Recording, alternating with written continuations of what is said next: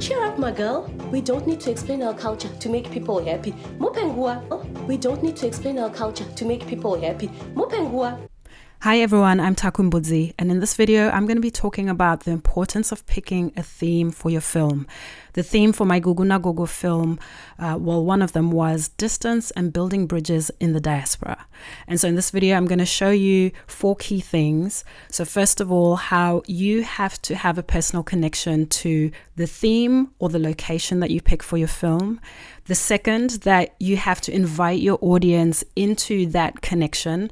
So you're always thinking about your viewers and how they might receive what you want to share about your personal connection to the theme or to the location. And then thirdly, the screenwriting element of it. So how do you actually write into the script what it is you're feeling, your personal connection, but also how are you going to invite your audience into it? You have to write it into the script. And then lastly, I'm going to talk about, as a director, the choices that you make for what you show on screen to infuse all of that together in a way that's just subtle, beautiful, but also really highlights again those things.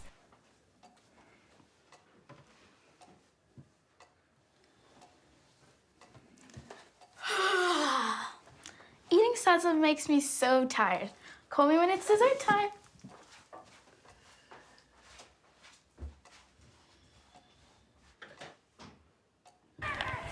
Hey you guys, I am in Birchenough Bridge. This is my hood, Best Tender. But this is where we grew up. Not where we grew up. My dad grew up. Birchenough Bridge is a real bridge in Zimbabwe, but it's also a place, and it's my kumusha, which means it's where I come from. It's where my father's family actually comes from.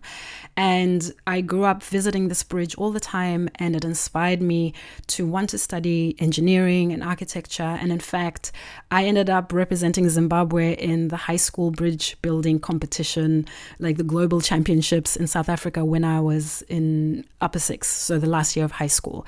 I was obsessed with bridges. I was obsessed with wanting to design. I loved maths, physics, science, chemistry, all those things. And so for me, growing up, I was very into science.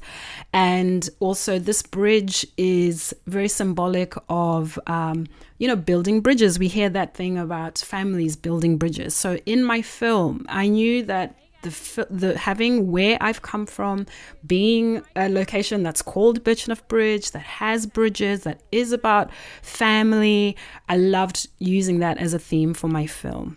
And the last time I went was the last time I saw my grandmother. And that was in 2016. And when I last went, it was just so beautiful to go back as an adult and see it with new eyes and new appreciation for just its beauty in that context.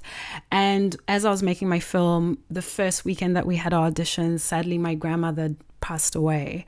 And I remember that I fell apart, obviously, but I wanted to give up. I didn't want to make this film. It was happening during COVID.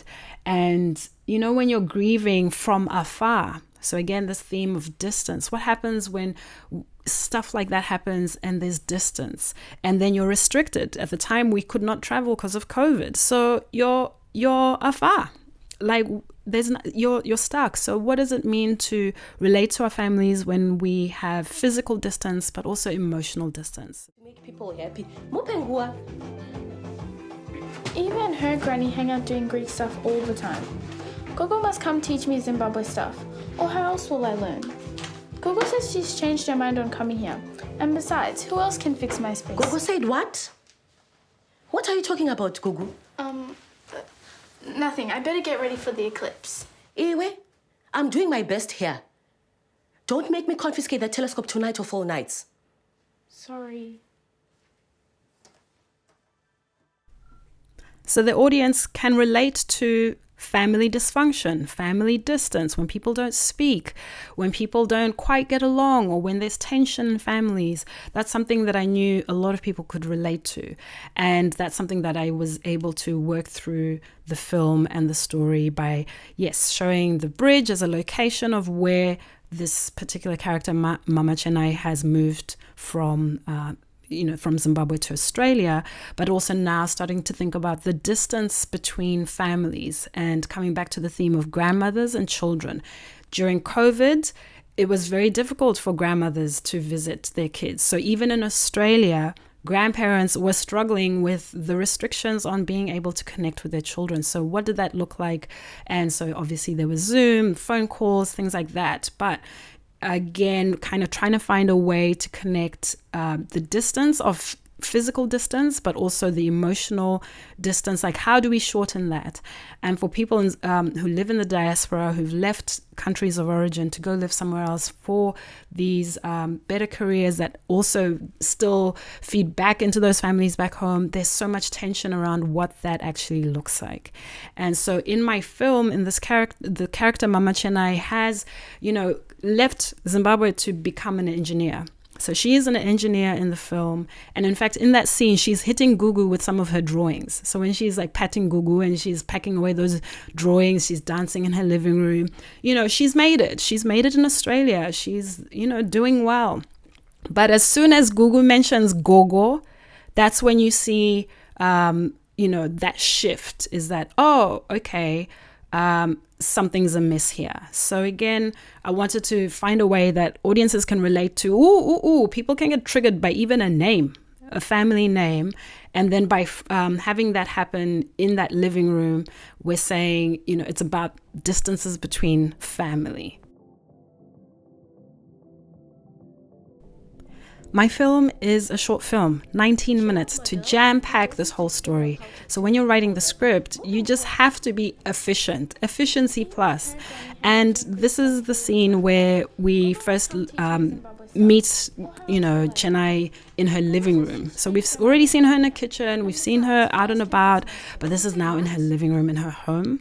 And that one sentence up there's a photo of Birchenough Bridge on the wall, and the area brims with evidence of Chennai's achievements in life, was literally for me to set the tone of what I want the viewers to see about this character. It's very common. Everybody does it. There's always photos of, family on the walls. There's always photos of people we love or, degrees on the walls. And for me to put Birchenough Bridge, which, is where the characters come from, on the wall instead of photos of Gugu or photos of, the mother, is to highlight that for this character, her achievements, she knows where she's come from, Birchenough Bridge, but in her mind, she's so focused on the building of actual bridges. And so when her daughter is saying to her, hey, I want to see my grandmother, it triggers her because she has now created a distance, or she has a distance between her and her mother. And so in this one scene where the child is, saying, I want my grandmother to teach me about my culture, and then the mother saying no, but then there's the photo of the bridge where she's come from. I just wanted that to all reflect the distance of not physical distance now, but the emotional distance that is between all the characters. So the granddaughter, the mother, and the grandmother. And even, Chennai's dancing, the previous scene, the child is also trying to fit into the Australian culture. There's something about that distance, and that happens for third culture children, is that they feel disconnected from where they are sometimes, but also where they've come from, because they are relying on their parents to show them those connections, to bridge those bridges for them of cultural understanding. And I love the scene so much because we had so much fun shooting it. The actors were just incredible, and we had the music going. Again, thank you to Audia Mtawarira, who composed the music for this particular scene where the mother's dancing to gospel house music. She's just in her own world and very blind still to the distance that she is creating between her own daughter and her mother. And now the fun part as a director. How do you close the story arc? How do you tie it all together? And in this scene, this is one of my favorite scenes, where now Gogo has magically arrived in Australia. People don't ask questions, but this is the first time that now Gugu has cooked sadza for her grandmother, which her mother has been teaching her. But now they're sitting together in that same living room, dining room space. You can still see Birchenough Bridge in the background behind Gugu to now represent that she that's where she's come from.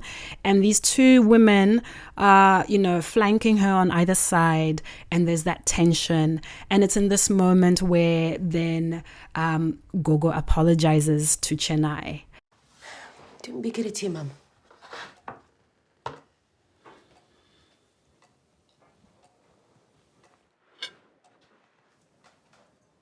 Sorry, Chennai. Ndakakushaishira.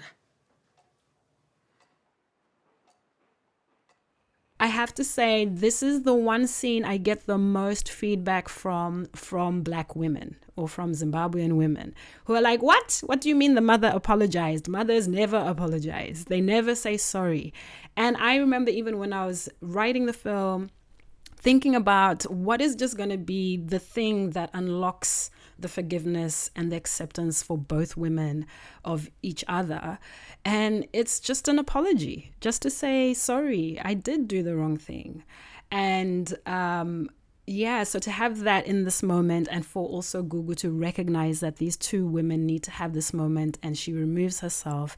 It's kind of an ode to what I knew as a little girl growing up. Sometimes it's just women's business. You just know you need to leave the room. And so again, to show that is to acknowledge those cultural things that we've been taught about respecting elders, giving space, knowing. You just kind of know. And yeah, I really love this scene because even as we have close-ups on Chennai, you can see her degrees behind her. So she's kind of backed up by her knowledge and her intellect that she chose over her family. And then Gogo is just there in this new space that Chennai has built for herself. And this is a moment where there's an apology, but not necessarily acceptance of that apology. And as a director, I wanted to kind of still tease out that sometimes, yes, people can say sorry, but we don't have to accept right away. So what's the thing that's going to unlock the forgiveness and the love and the joy and bridge that gap? Oh, beautiful. Wow, this is perfect. You look beautiful, Messiah. Mama, wauya.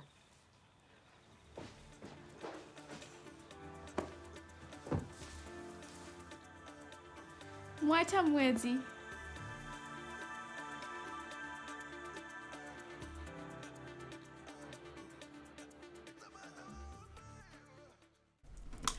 And then, yes, as a director, you get to choose how the story ends. And in this particular film, I wanted it to end with both women working together to dress Gugu in this spacesuit that's got all, this beautiful history and love and care that Gogo has put into it, but also for the mum to finally welcome her mother into her home and back into her heart. And they all embrace, and it's just a beautiful moment of reunion. And I can tell you now, when we did the first take of this shot, of the scene, I wept. I actually wept. So the whole set had to stop. Everybody had to stop because it was just so emotional for many reasons, not just the story coming, to an end, obviously, but also all the work that went into filming this one moment where it does capture everything. Like everything's okay now. There's hope. There's reconciliation. But also for me personally, all the work of holding it together as a mother trying to make this film during COVID. It took us about 2 years to make this film, on, off. So this scene represents, that the pain and everything, there's always light at the end of the tunnel.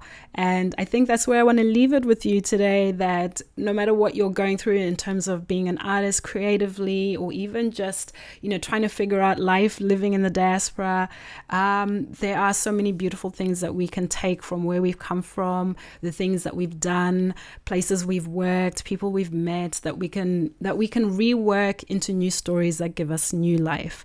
And I'm so grateful to everyone who's been watching, and I'm going to try and make more of these videos. So yes, if you have questions about the film, let me know. But for today, that's what I wanted to go through, thinking about when you pick a theme for your film or for your story, start with you, where you've come from and where you want to invite people into.